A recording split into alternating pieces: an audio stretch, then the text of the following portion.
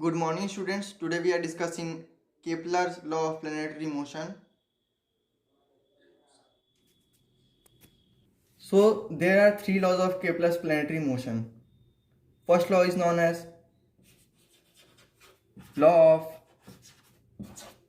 orbit. It states that all the planets revolve around the sun in an elliptical path and the sun is placed at the focus of the elliptical path. Means suppose this is the elliptical path and here is a planet and here is the sun. So according to the first law of Kepler's planetary motion, every planet revolves around the sun in an elliptical path, and this is the elliptical path. Okay, understood? Okay, let's come to the second law of planetary motion. Second law of planetary motion is also known as law of area. It states that the line joining planets to the sun sweeps equal area in equal intervals of time. Means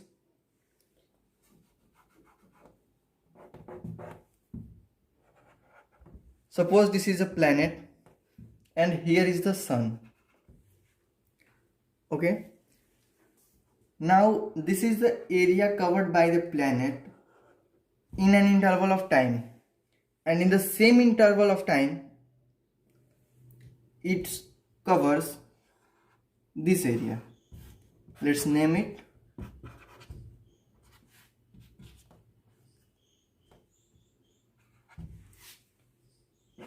so. According to the second law of Kepler's planetary motion, area ABS is equal to area CDS. Understood?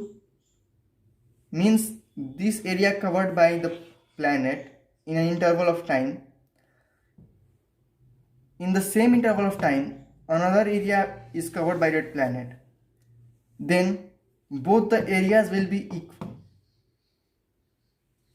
Let's come to the third law of planetary motion, which is law of period.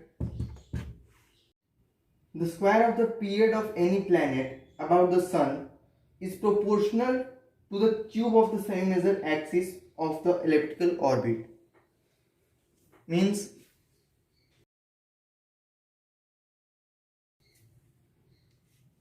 suppose this is the elliptical orbit and there is a planet revolving the sun.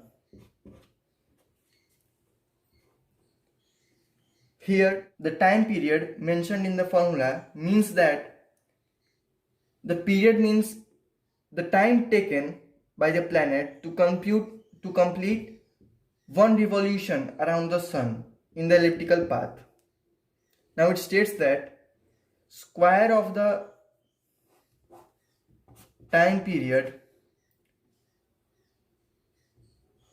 is directly proportional to the cube root of the semi-major axis.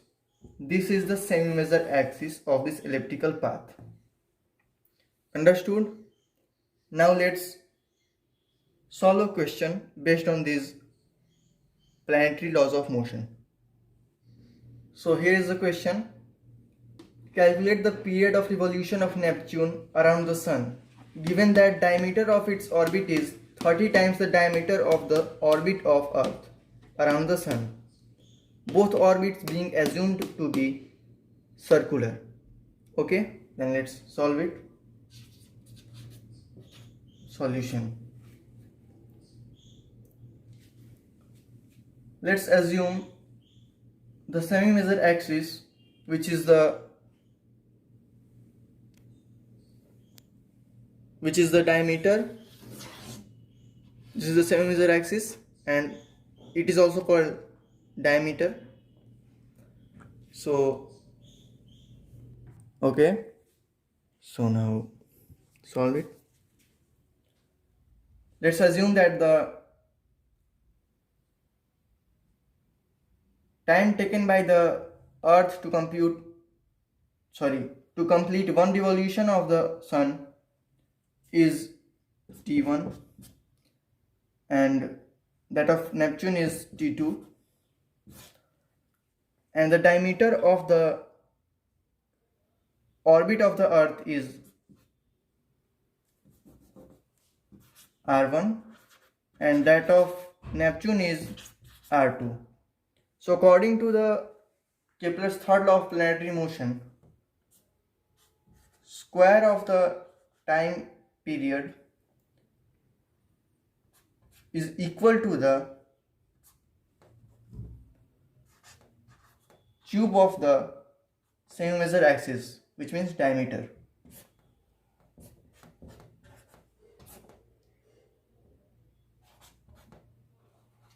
Okay, here t1 is equal to 1 year,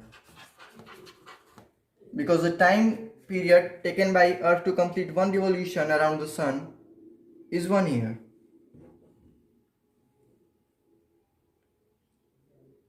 And the diameter of the orbit of the earth is 1 unit. So that of Neptune is 30 unit as given in the question. So let's put these values in this formula and we will get the answer. Here, by cross multiplying it, t2 square will become r2 cube upon r1 cube multiplied by t1 square. So let's put the values here. t2 square is equal to, value of r2 is 30 and the cube of 30 is 27,000 upon r1 is equal to 1, and the cube of 1 is 1 into t1 is 1, so t2 square is equal to 27,000. Now if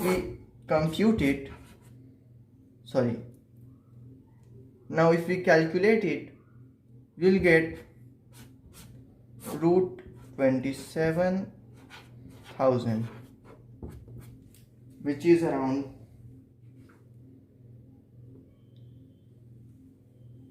164.32